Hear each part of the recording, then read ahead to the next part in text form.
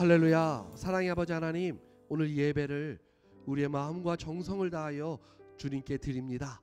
하나님, 우리의 이 마음을 주님께서 받아 주시옵소서. 주님께서 연락하시고 하늘문을 여셔서 오늘 예배하는 모든 예배자들에게 하나님을 실제하고 하나님을 만나는 귀한 믿음의 시간이 되어질 수 있도록 주님께서 이 시간 인도하여 주시옵소서. 하나님, 이 시간 하나님의 말씀이 선포되어질 때 그 말씀을 통해 하나님을 만나게 하시고 그 만남이 하나님의 말씀이 우리의 마음에 뿌리 내리고 자라나서 열매 맺는 믿음의 삶을 살아갈 수 있는 귀한 성도님들 한 분 한 분 될 수 있도록 주님께서 이 시간 은혜의 은혜로 붙잡아 주시옵소서. 오늘 예배의 모든 것들을 하나님 앞에 드려오며 우리를 구원해주신 예수 그리스도 이름으로 기도드렸습니다. 아멘. 네, 오늘 같이 보실 하나님의 말씀은요, 에베소서 1장 17절에서 23절까지 말씀입니다. 저희가 한 절씩 교독하고요, 23절 말씀은 같이 읽도록 하겠습니다. 에베소서 1장 17절에서 23절까지입니다. 한 절씩 교독하고요, 23절 말씀은 우리 같이 읽겠습니다. 우리 주 예수 그리스도의 하나님 영광의 아버지께서 지혜와 계시의 영을 너희에게 주사 하나님을 알게 하시고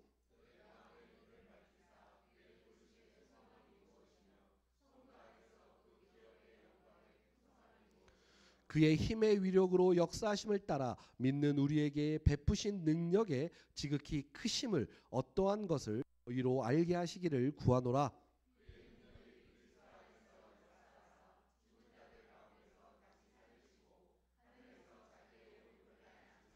모든 통치와 권세와 능력과 주권과 이 세상뿐 아니라 오는 세상에 일컫는 모든 이름 위에 뛰어나게 하시고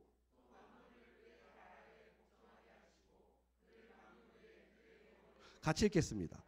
교회는 그의 몸이니 만물 안에서 만물을 충만하게 하시는 이의 충만함이니라.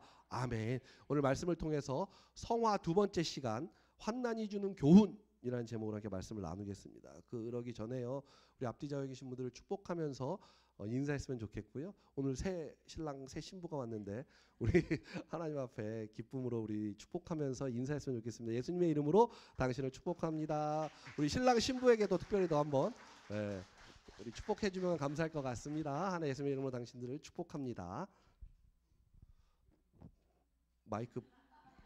마이크 배터리 좀 줘.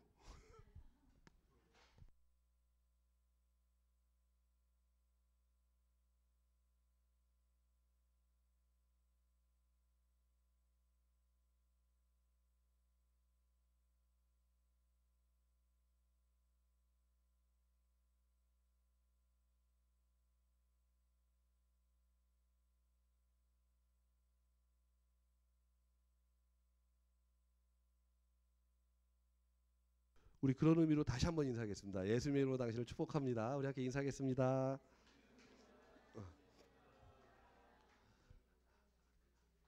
우리 성화에 대한 이야기를 지금 하고 있죠. 성화가 두 번째 이야기입니다. 두 번째 제목은 환난이 주는 교훈이라는 이 제목입니다. 지난주 말씀을 통해서 구원이 있는데 우리는 신분의 구원, 그러니까 즉각적인 구원이 우리에게 일어나는데 이것은 하나님께서 주시는 전적인 선물이다. 그러니까 구원을 받았어라고 우리가 말할 때 즉각적으로 구원을 받아서 신분적 구원이 우리에게 일어난다라는 것이죠. 그런데 수많은 그리스도인들이 그냥 그 신분의 구원만 받고 그것으로 끝나는 것처럼 우리가 생각하는 경우가 많다. 근데 지난주에 우리가 요 중심 주제의 내용이었습니다. 그리고 그 구원을 이루어가고 이루기 위해서 수준의 구원인 점진적 구원이 있다. 그것이 바로 성화다. 이제 지난주에 우리가 이런 말씀을 좀 같이 나누었죠.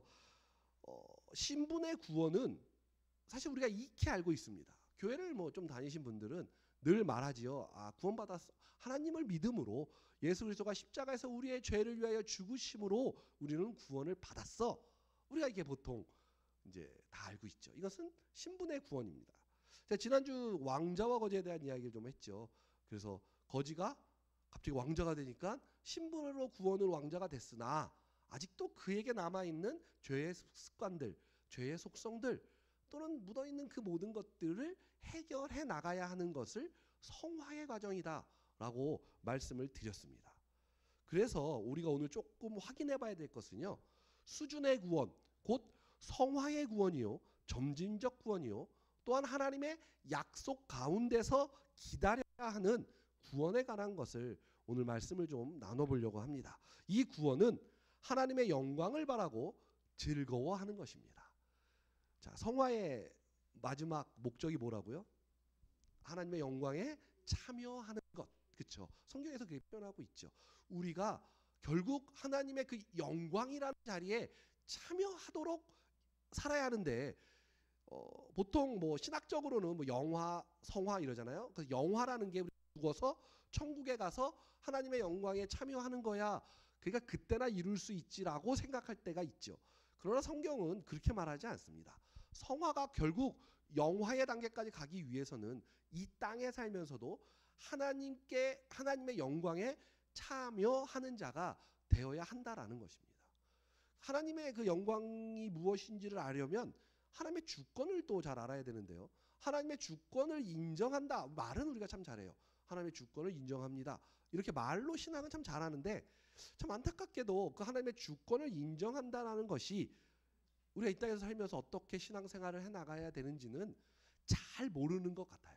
그래서 오늘 그 이야기 중에 환난이라고 하는 것, 고난이라고 하는 것, 우리의 삶 가운데 이 괴로움들에 대한 주제로 말씀을 좀 나눠보려고 합니다. 자, 대부분의 성도들에게는 구원의 기쁨이 확실하고 그리고 누릴 체험이 있을지라도 그 기쁨이 오래가지 않고 구원을 얻었다는 사람들도 삶의 변화가요 그렇게 뚜렷하게 보이지 않는 것을 보게 되지요. 나 자신을 봐도 그렇고 남은 뭐 이야기할 이유가 없지요. 남이 뭐 그렇다 저렇다 말할 이유는 없습니다. 나를 봤을 때 나 자신이 내가 하나님 앞에 구원을 받았는데 나한테 뭔가 뚜렷하게 일어나는 변화가 있는 것 같지도 않고 그렇다고 내 삶이 매일매일 기쁘고 매일매일 행복하고 아주 그냥 행복에 겨워서 막 다윗처럼 막 옷을 찢으며 맨날 춤을 추는 그런 모습도 아니다라는 것이죠. 오히려 제가 볼 때는 예수를 믿기 때문에 더 갈등도 심해지고 괴로움도 더 많고 가슴앓이를 더 많이 하는 것으로 보입니다. 예수를 믿기 때문에. 안 믿으면 그냥 내 맘대로 살지 뭐 이기적으로 살면 돼요. 세상 자연인들처럼 그냥 내 이익과 내 삶의 모든 걸 위해서 그냥 살아가면 그냥 마음 편하지요. 오히려 그게 뭐 열받으면 열받는 대로 뭐 네 그렇죠. 저기 날 좀 그래 그냥 한 대 때리고 막 그래 내가 깽까 물지 뭐 이런 식으로 하면 되는데 우리가 예수를 믿고 구원을 받았다라는 이유 때문에 오히려 더 괴롭고 가슴앓이를 하고 참고 뭔가 이런 수준의 일이 우리에게 있다라는 것이죠. 그때 믿는 사람들이 잘못 생각하면요. 야, 내가 구원을 받은 게 맞나? 라는 생각이 들기도 하고 다른 사람들이 받은 구원과 내 구원이 뭔가 좀 다른가? 라는 생각을 가질 때도 있다라는 것이죠. 근데 이런 생각이 든다는 건요. 성경이 말하고 있는 성화에 대한 설명을 놓치고 있기 때문에 그렇습니다. 그냥 신분적 구원만 기억을 생각하고 그것만 신앙적으로 알고 있기 때문에 뭔가 나에게 어려움이 오고 나에게 환난이 오고 나에게 우리의 인생이 그러니까 꼭 그런 것으로 인해서 내가 구원이 다른 사람은 안 그런 것 같은데 뭐 이런 자꾸 비교하는 우리의 신앙의 모습이 보일 때가 많다라는 것이죠. 먼저 오늘 본문 에베소의 본문을 보면 사도 바울이요 에베소 교인들을 향하여 한 기도입니다. 이렇게 축복을 빌어주고 그들에게 한 기도인데요. 이 기도의 앞에를 보면 이렇게 먼저 이야기를 해요. 사도 바울이 에베소 교인들한테 너희가 예수 그리스도를 믿고 복음에 참여하여 구원을 얻어서 한 성도가 되고 한 믿음을 기쁘게 갖게 되어서 내가 너무 기뻐. 그러니까 쉽게 말해서 이거예요. 에베소 교인들한테요. 야 너희가 예수 믿게 되고 이제 우리가 그리스도의 그 피로 한 형제가 되고 한 우리 자매가 되어서 난 그게 너무 기뻐. 그래서 내가 너희를 위하여 이 기도를 할게 하고 한 기도가 우리가 오늘 읽은 본문이에요. 그러니까 믿지 않는 자들한테 한 얘기가 아니라 믿는 자들에게 이제는 구원받아서 내 자녀된 그 사람들에게 내가 기도를 해줄게 하고 기도를 해준 것이 바로 이 기도다 이겁니다. 그것을 우리가 가지고 있으면서 갖고 있어야죠. 그러니까 이게 믿지 않는 자한테 하는 기도인가 이런 게 아니라 믿는 우리한테 해주는 기도예요. 그것을 머릿속으로 가지고 있으면서 한번 보겠습니다. 어떤 기도냐? 제가 볼 때 크게 세 가지 정도로 나뉘어지는 것 같아요. 먼저 첫 번째로 해줬던 간구는요. 사도 바울의 기도는 17절입니다. 우리 주 예수 그리스도의 하나님 영광의 아버지께서 지혜와 계시의 영을 너희에게 주사 하나님을 알게 하시고 첫 번째 간구가요. 하나님을 알게 해달라 이겁니다. 그러니까 구원받은 사람은요. 하나님을 알아야 해요. 자, 또 안다에 대한 이야기를 또 하죠. 자꾸 들어도 우리가 잊으니까 또 들으면 좋죠. 야다 이러죠. 그게 뭐예요? 너도 알고 나도 알고. 그러니까 예를 들면 제가 누가 있을까? 저 윤석열 대통령을 잘 압니다. 라고 말하는 압니다는 아는 게 아니에요. 그렇죠? 왜냐하면 윤석열 대통령이 날 모르니까요.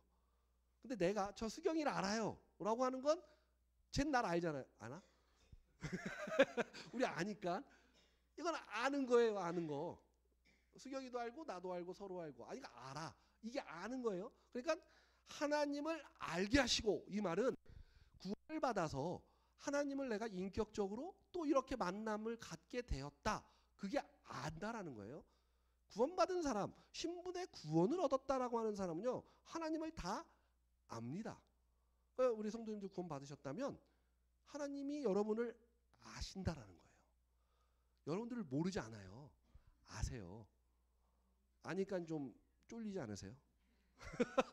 내가 어디에 숨어서 이거 내 뜻대로 내 하고 싶은 게 있는데 막 이러는데 다 보고 계시네 이러고 그렇죠?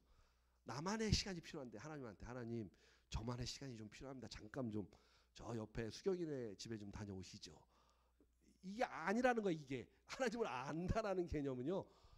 늘 우리와 함께 내가 있는 어떤 곳이든 내가 혼자 있든 뭐 누구랑 같이 있든 24시간 내내 나와 함께 하신다. 이게 하나님을 아는 것입니다.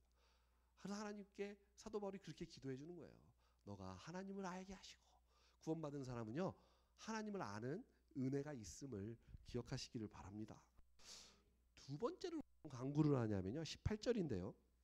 너희 마음의 눈을 밝히사 그의 부르심의 소망이 무엇이며 성도 안에서 그 기업의 영광의 풍성함이 무엇이며 이렇게 말합니다. 그러니까 18절은요. 부르심의 소망에 관한 것이죠. 부르심의 소망이 무엇이며 이러잖아요. 그러니까 부르심의 소망에 대한 이야기입니다. 에베소 교인들은요. 이미 부르심을 다 얻었잖아요.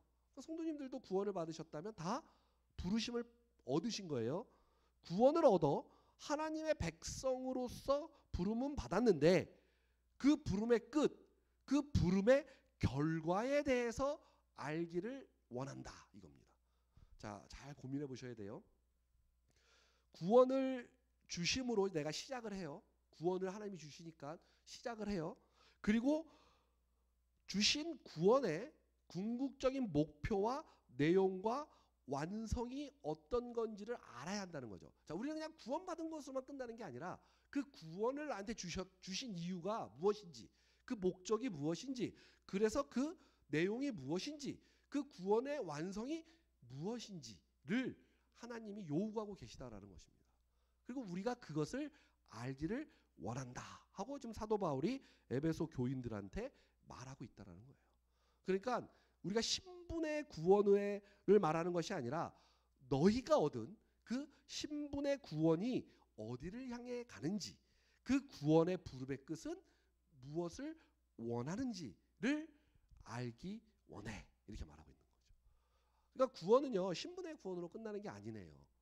그렇죠? 나에게 주신 그 구원의 결과, 그 구원을 통해 하나님이 어디까지 내가 가기를 원하시는지를 우리가 알아야 그 길을 간다는 거죠. 사도 바울이 에베소 교인들한테 지금 그것을 기도해주고 축복해주고 있다라는 것입니다. 우리 성도님들도 구원을 받으셨다면 여러분들이 가야 할 곳이 어딘지, 가야 할 목적이 무엇인지, 하나님의 성도님들 한 분 한 분들을 통해 이루고자 하시는 것이 무엇인지를 알게 되는 은혜가 있기를 바랍니다. 답은 나왔죠. 하나님의 영광에 참여하도록. 그게 목적입니다. 목적. 세 번째로는 뭐라고 얘기를 하고 있냐면요. 19절인데요.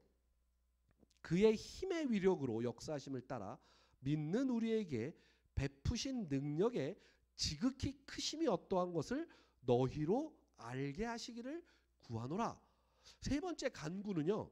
하나님의 능력을 알기 원하는데 그것은 믿는 우리에게 베푸신 능력이야. 이렇게 말하고 있어요.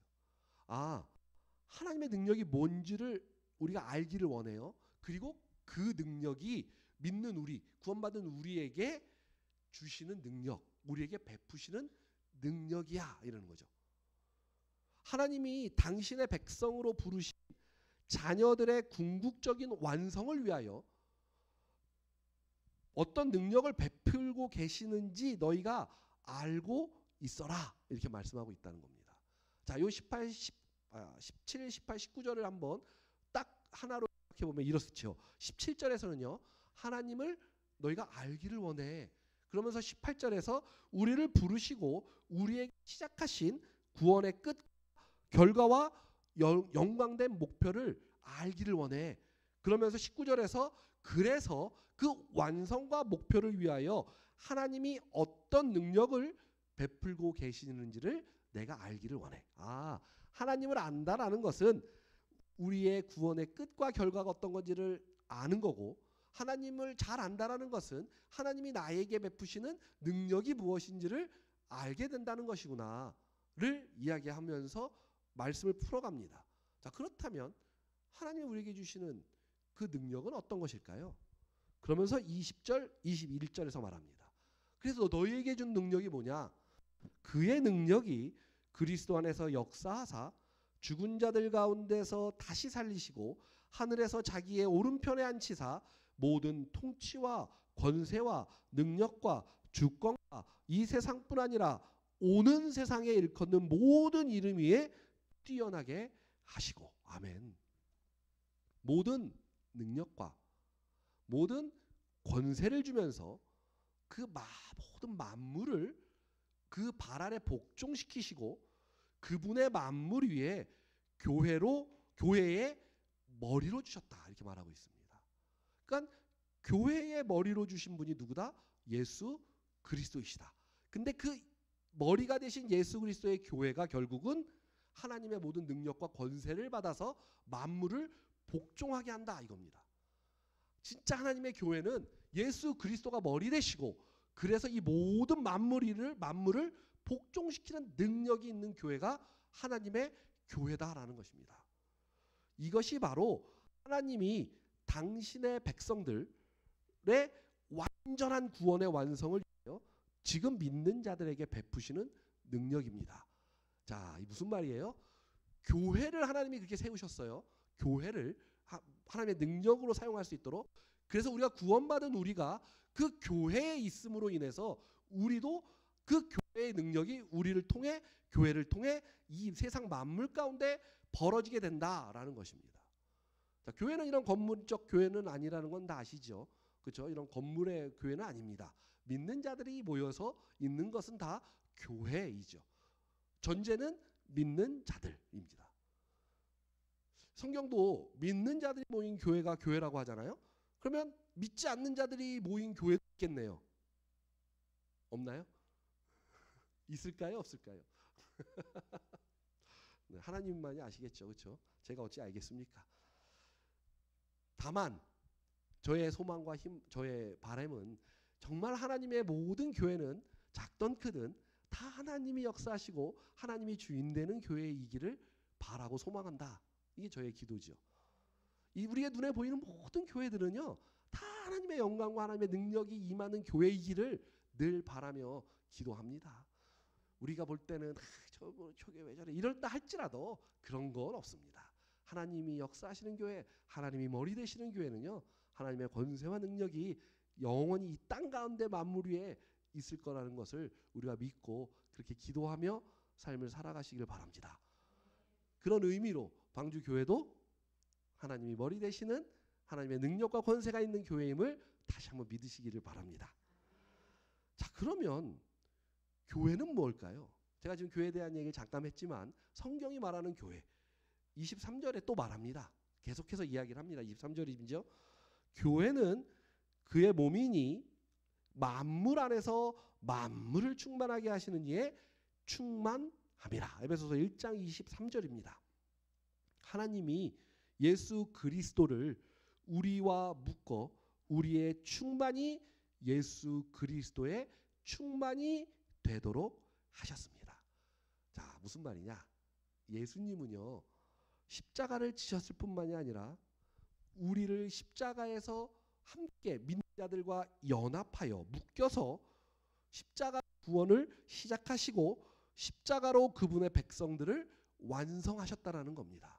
자, 예수님이 십자가에서 지심으로 우리의 죄를 위하여 죽으셨다라고 하는 것은 신분적 구원을 나타내죠. 그래서 그 십자가에서 죽으셨던 그분이 다시 부활하셨습니다. 그 부활하심이 바로 뭐예요?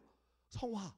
우리가 이 땅에서 나가야 하는 구원을 이루어 나가야 하는 그것을 예수님의 부활의 몸으로 하셨습니다. 우리도 그렇게 십자가에서 부활했습니다. 이게 성경이 우리한테 말하고 있는 내용이라는 거예요. 이게 구원의 내용이라는 겁니다.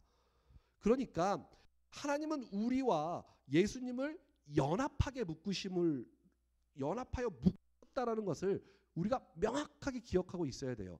성화 과정이 힘들고 어렵고 맨날 고난만 있고 고통만 있는 것 같지만 내가 예수님과 함께 묶여서 예수님께서 그 길을 함께 걸어가 주시기 때문에 나는 힘들지만 우리는 힘들지만 예수님이 그 일을 하시고 그 일을 해서 이뤄가고 계시기 때문에 거기에 얹히면 우리는 참된 기쁨을 누릴 수 있다라는 게 성경에서 말하고 있는 결국은 구원의 내용이에요. 근데 우리는 내가 받은 구원이 왜 이렇게 힘들까? 난 구원하고 신앙생활하는 게 왜 이렇게 피곤할까? 라고 생각하고 있다라는 것이죠. 그것은 내가 하려고 하기 때문에 그래요. 나의 어떤 행위라든가 나의 어떤 종교적 행위라든가 나의 어떤 열심이라든가 나의 이성을 쓴다든가 아니 뭔가를 통해서 내가 그 일을 해내려고 하기 때문에 늘 어렵고 힘든 거다라는 것입니다. 늘 말씀드리잖아요. 원수를 사랑하라. 원수를 사랑하실 수 있으세요? 사랑할 수 있다니까요. 내가 하면 못하죠. 내 안에 계신 성령께서 하시면 우리는 그냥 사랑해요 라고 나올 수 있다는 겁니다. 이게 굉장히 중요한 구원의 핵심이기도 합니다. 그 구원을 성화를 모르시기 때문에 성화의 과정을 잘 생각하고 있지 않기 때문에 늘 어렵고 힘든 구원의 또 믿음의 삶이 되고 있다는 것을 기억하셨으면 좋겠습니다. 이렇게 구원을 통해서 예수님과 연합하도록 장성한 분량에 이르도록 요구받고 인도함을 받는 우리의 믿음의 현실은 기쁘세요? 만족스럽냐 이거죠. 참 안타깝지만 꼭 그렇지만은 않은 것 같습니다. 또 왜 그럴까요? 왜 도대체? 오늘 내용의 핵심입니다. 히브리서 12장에서 그 이유를 매우 명확하게 밝혀주시고 있습니다. 히브리서 12장 6절부터 한번 보겠습니다. 주께서 그 사랑하시는 자를 징계하시고 그가 받아들이시는 아들마다 채찍질하심이라. 주께서 그 사랑하는 자 징계하시고 징계하다라는 이 뜻은 원어로 파이디오라고 합니다. 그래서 뜻은 양육하다, 교육하다, 훈계하다. 어떤 목사님이 요 단어를 가지고 이렇게 표현하더라고요. 자식 만들기. 무슨 말씀인지 아시겠죠? 양육하고 교육하고 훈계하는 거잖아요. 그러니까 자식 만들기 이렇게 표현하시더라고요. 너무 마음에 와닿는 말이었어요. 주께서 그 사랑하시는 자를 자식 만드시려고 채찍질 하신다 이러죠. 싫으시죠? 채찍은 아픈데 그렇죠? 12장 7절에 이렇게 말씀하십니다. 너희가 참음은 징계를 받기 위함이라.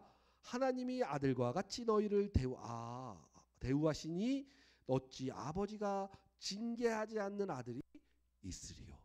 지금 예수 그리스도께서 하나님의 그 독생자 외아들을 통해 예수 그리스도를 십자가에서 죽이시면서까지 우리를 구원하셨는데 그 아들, 그 어떤 아들이 정말 예수 그리스도처럼 장성한 분량에 이르도록 내가 채찍질하고 고난을 주지 않는 자식이 없다. 지금 이렇게 말씀하고 계신 거예요. 자식 만들기 성도라면 누구에게나 다 주어지는 것입니다. 너희에게 이 훈련이 없다면 사생자이지 참 아들이겠느냐. 지금 이렇게 말씀하고 계시다라는 거예요. 무슨 말씀인지는 아시겠죠? 싫지만 하나님은 그렇게 하신다 이겁니다. 자, 왜 싫을까요? 또 여기서 우리 마음이 좀 이렇게 하나님이 나에게 채찍질하고 하나님이 나한테 고난을 주시는데 날 자식 만들기 위함이야. 그럼 우리가 기쁨이 이렇게 좀 올라와야 되는데 기쁨보다는 한숨이 나오죠. 아이고 주님 힘들어요. 이런 말이 나오잖아요. 왜 그럴까요? 하나님이 그분의 자녀들을 낳을 뿐만이 아니라 기르신다라고 말씀하시잖아요. 그러니까 기르신다라는 말이 무엇이냐를 알아야 되죠. 기르신다. 성숙하게 하고 완성한다는 말씀입니다. 출생은요. 순간적입니다. 출생은 순간적이에요. 이 존재가 훌륭해진다는 것은 자라남의 원리입니다. 자라남이 없이는요. 그냥 태어난 것으로 끝나요. 근데 이 자라남이 그날이 그날 같죠. 그날이 그날 같아요. 우리 이룬이가 자라나잖아요. 그냥 볼 때는 그냥 맨날 그 아이가 그냥 그 아이인 것 같은데 그 아이를 자세히 바라보고 있으면 아이가 자라나죠. 저처럼 뭐 일주일에 한두 번 보는 사람은요. 일주일마다 볼 때마다 너무 자라난 거예요. 이룬이가 아침에 저를 보면 울어요. 일단. 그렇게 눈에서 뭘 읽냐면 이런 거예요. 아, 이 목사님한테 내가 한번 울어줘야 내 가치가 올라가겠구나. 이걸 느끼는 거죠. 울도록 내비두죠. 아니나 다를까 좀 지나면 잘 웁니다. 웃어요. 막 잘해요. 그럼 제 마음은 기쁘죠. 이야, 울더니 이제 나한테 와서 운대 하면 좋잖아. 근데 얘가 처음부터 저를 보자마자 아, 목사님하고 막 이랬어. 그럼 내가 그 가치가 점점 떨어진 거를 저 아이는 아는 거죠. 이야, 똑똑해요. 영재인 것 같습니다. 앞으로 크게 될 놈입니다. 아주. 그런 거 같지 않으세요? 대답을 안 하시지 다들. 그런 것 같은데 제가 볼 때는 이게 자라남의 원리예요. 자라남의 원리. 그냥 우리는 그냥 그날이 그날 같아 보여요. 왜? 내 삶이니까. 다만 늙는 것만 표가 나죠. 늙는 것. 이렇게 손을 보면 내 손이 좀 늙어가고 얼굴을 보면 좀 주름이 많아지고. 그러니까 늙는 것만 표가 나죠. 그냥 별로 훌륭해지는 것 같지도 않아요. 나 스스로도. 늘 그날이 그날 같다 이거죠.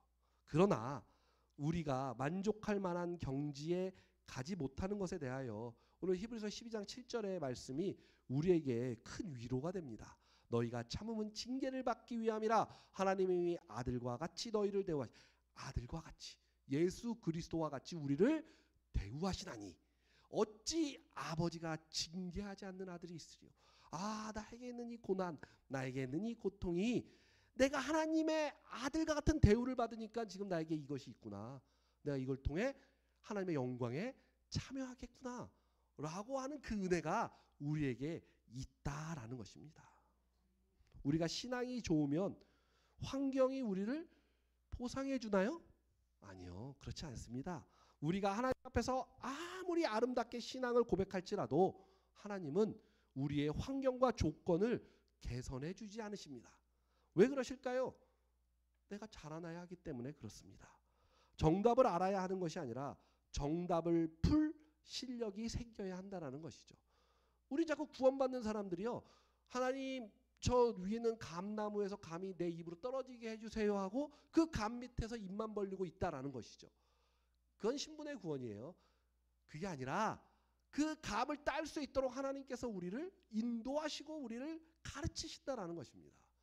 그것을 믿어야 내가 성화를 이해하고 그래야 내가 구원을 이루는 것을 가져갈 수 있습니다. 여기서 한 가지를 꼭 잊지 마셔야 하는 것은 제가 늘 강조하는 거죠. 그래서 그 행위 때문에 내가 성화의 단계에 이른다는 개념은 아닙니다. 내가 어떤 율법으로 나를 만들어 놓고 내가 그 율법을 지킴으로 인해서 내가 그 결과에 도달한다는 뜻도 아닙니다. 어렵고 힘들지만, 나는 어렵고 힘들지만 내 안에 계신 성령님과 연합함으로, 그 성령이 가시는 그 길을 따라 내가 순종함으로, 그 길을 보여주시는 것대로 내가 따라감으로 그 일이 이루어진다라는 개념을 더 정확하게 아셔야 한다는 거죠. 행위로 되는 게 아닙니다. 율법으로 되는 게 아닙니다. 나의 어떠함으로 되는 게 아니죠. 나의 각오로 되는 게 아니다라는 것입니다. 너희가 아들이 아니면 뭐도 없다? 고난도 없다. 우리는 성공을 신앙적인 한 사건의 승리와 목표로 삼습니다. 내 신앙이 좋으면 난 성공이야, 난 성공할 거야, 이렇게 생각한다라는 것이죠. 아니라는 겁니다. 그게 그런 말이 아니라 이거죠. 하나님이 우리를 다스리고 인도하시는 가운데 하나님이 주시는 승리로 인하여 우리는 겸손하게 되고, 그래서 우리는 하나님의 은혜를 구하게 되고 믿음 안에서 더 많이 믿음을 행하게 된다라는 그 개념이 우리에게 더 정확하다라는 거죠. 구원은, 신앙은 내가 잘해서 이 땅에서 성공하는 게 아니라 내가 하나님이 주시는 은혜를 더 경험하게 되고, 고난을 받으니까 하나님을 더 찾게 되고, 내 하는 일이 잘 안 풀리니까 내 힘으로 안 돼요, 하나님만으로 할 수 있어요가 되는 것이 은혜다라는 거죠. 그게 구원을 받은 사람의 진짜 구원이다라고 말하고 있다는 것입니다. 쉽게 말해서 우리가 겪는 수많은 실패가 실패로 끝나는 것이 아니라 그 실패로 인하여 예수 그리스도가 우리에게 더 많이 필요하다는 사실을 깨닫게 해주실 것이라는 겁니다. 그 말씀이 로마서 5장 3절 4절에서 명확하게 말씀해 주시죠. 로마서 5장 3절 4절. 다만 이뿐 아니라 우리가 환난 중에도 즐거워하나니 이는 환난은 인내를, 인내는 연단은 소망을 이루는 줄 알미로다. 아멘. 왜 하나님의 영광을 바라고 즐거워해야 할 현실에 환난이 있냐? 환난이 인내를, 인내를 연단이 소망을 이루기 때문에 그렇습니다. 소망은 하나님이 우리에게 주신 구원의 궁극적인 완성의 자리입니다. 소망을 가지시기를 바라요. 늘 하나님이 하실 그 소원과 하나님이 하실 그 비전을 우리의 눈으로 확인하기를 늘 바라시기를 바랍니다. 고난이 오고 환난이 오면요, 우리는요, 아, 내가 이런 사람이었구나, 내가 얼마나 이기적이고 내가 얼마나 무력하고 내가 얼마나 죄 많은 인간인지를 알게 되어서 우리 예수 그리스도의 은혜와 긍휼을 더 구하게 된다라는 것입니다. 너무나 놀랍게도 주님과 연합하는 믿음의 사람들에게는요, 고난이, 환난이, 아픔이 더욱더 우리를 성장시키는 은혜이며 하나님을 실제로 경험케 하는 능력임을, 그것이 능력임을 믿으시기를 바랍니다. 우리 사랑하는 우리 방주교회 성도 한 분 한 분 여러분, 우리는 작은 교회여서 힘없고 작은 일에도 늘 휘청거리는 듯 보이지만 이런 어려움과 아픔 속에서 우리 교회와 성도님들에게 실제 하시는 하나님을 늘 경험하셨음을 기뻐하시기를 바랍니다. 우리 방주교회가 처음 시작할 때부터 분명한 하나님의 손길이 있었고 하나님의 약속이 있었고 지금까지 그 하나님의 약속대로 방주교회가 항해되어져 있음을 기억하시기를 바랍니다. 환난 가운데 더욱더 주님을 찾게 하시는 은혜를 다시 한번 마음에 새기시기를 바랍니다. 그리고 하나님이 방주 공동체 한 지체 한 지체에게 처음부터 응답하셨던 그 말씀 따라 살아가는 저와 우리 방주 지체들 모두 되시기를 주님의 이름으로 축원합니다. 그리고 우리 방주 공동체 한 지체를 사랑하고 축복합니다. 우리 이 시간 함께 찬양하고 기도했으면 좋겠습니다. 그들이 방주 안에 있을 때 이 배는 어디로 가는지, 이 배는 언제쯤 그칠지 난 알 수 없지만 오직 주의 말씀 따라 살아가기를 원합니다. 날 향한 주님의 그 놀라운 계획을 신뢰합니다. 우리 이 시간 하나님 앞에요 찬양으로 고백하고 함께 기도하기를 원합니다. 함께 고백하겠습니다.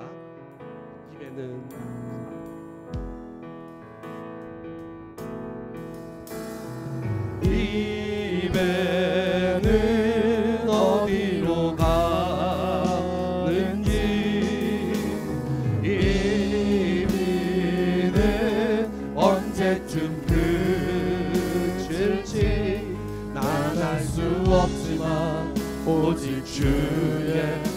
말씀 따라 살아가리. 날 향한 주의 놀라운 계획. 깊은 어둠 속에 보이지 않는 빛, 하나님 앞에 고백합니다. 깊은 어둠 속에 보이지 않는 빛, 알 수 없는 미래, 그래서 불안한. 난 아무것도 할 수 없고 기다릴 수밖에 없던 그때 날 기억하신 주. 새로운 시대는 아직 오지 않았습니다. 새로운 시대는 아직 오지 않고 심히 요동치는 지금 이곳에서 주가 일으키신 바람, 온 세상 잠잠케 하는 주의 시간을 기다리네. 아멘. 이 배는 어디로 가는지, 이 배는 어디로 가는지, 이 비는 언제쯤 그칠지 난 알 수 없지만 오직 주의 말씀 따라 살아가리. 날 향한 주의 놀라운. 이 배는 어디로 가는지, 이 배는 언제쯤 그칠지 난 알 수 없지만, 이 배는 어디로 가는지. 아멘. 주님을 신뢰합니다. 이 비는 언제쯤 그칠지 난 알 수 없지만 오직 주의 말씀 따라 살아가리. 다시 한번 고백합니다. 이 배는 어디로 가는지, 이 비는 언제쯤 그칠지 주님을 신뢰합니다. 이 배는 어디로 가는지. 아멘. 이 비는 언제쯤 그칠지 난 알 수 없지만 오직 주의 말씀 따라 살아가리. 날 향한 이 시간을 함께 신뢰했던 그 주님 옆에 함께 기도함으로 주님 앞에 나아가도록 하겠습니다. 다 같이 주님 앞에 기도하겠습니다. 기도하십니다. 사랑의 아버지 하나님, 하나님 신뢰합니다. 하나님 주님만이 말씀 따라가기를 원합니다. 하나님 주님의 은혜와 능력 가운데 나가기를 원합니다. 하나님 주시는 그 믿음의 아버지가 주시는 그 믿음의 은혜가 무엇인지를, 하나님께서 함께 하셨던 그 믿음의 어디 무엇인지를 아버지 오늘도 나아가기를 원합니다. 하나님 도우시옵소서. 하나님 인도하시옵소서. 하나님 붙잡으시옵소서. 주님만이 내 마음 가운데 역사하시고, 주님만이 내 마음 가운데 전부되어 주시고, 주님만이 내 마음 가운데 최고의 가치가 되게 하여 주옵소서. 주님만을 의지합니다. 주님만을 사랑합니다. 주님만이 내 마음에 역사하시는 가운데서 최고의 역사하시는 되어 기도합니다. 하나님 도우시옵소서. 하나님 인도하시옵소서. 하나님 붙잡으시옵소서. 하나님 언제나 주님만을 함께 하시옵소서. 하나님 오늘도 주님의 말씀 가운데 서게 하시고, 오늘도 하나님의 말씀 주님의 삶 가운데 고백하며 나가게 도와주시고, 하나님 주님의 뜻 가운데 나갈 수 있는 죄를 되게 하여 주시옵소서. 하나님 늘 환난과 고난 가운데 처합니다. 그러나 주님께서 우리를 통하여 성화시키시고, 우리를 세우시고, 우리를 주님의 뜻 가운데로 인도하시고 있사오니 하나님 그 은혜가 없지만 저희가 될 수 있도록 주여 인도하시고 붙잡아 주시옵소서. 주님만을 사랑합니다. 주님만을 의지합니다. 주님만을 바라봅니다. 주여 함께하여 주옵소서. 사랑의 하나님, 오늘도 하나님의 말씀 앞에 정직하게 섭니다. 이 말씀 따라 주님이 가라 하신 그 길 순종하며 나가는 믿음의 자녀들 되게 하여 주옵소서.